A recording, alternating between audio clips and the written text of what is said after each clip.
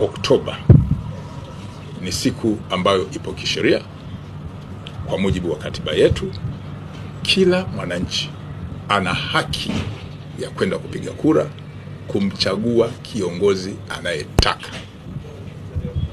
Narudia, tarehe 29 mwezi Oktoba mwaka huu wa 2025. Haikuja yenyewe kwa kutaka. Ipo kisheria, ipo kikatiba, na watu wana haki ya kwenda bila hofu kupiga kura na kuchagua mtu yoyote wanayemtaka. Vitendo vya kutisha watu, vitendo vya kujaribu kutishia watu havikubaliki, kwa sababu shughuli ile ni ya kisheria.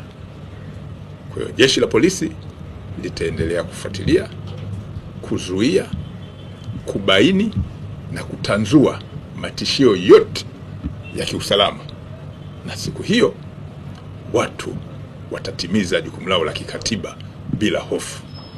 Tunaomba wananchi wema waendelee kutoa taarifa mbalimbali, na jeshi halitatoa siri, ili watu wote ambao wanajihusisha na vitendo vya kihalifu waweze kushughulikiwa kwa mujibu wa sheria, ikiwa ni pamoja na kuwafikisha kwenye mamlaka zingine za kisheria kama ofisi ya mashtaka pamoja na mahakama za kisheria za Tanzania.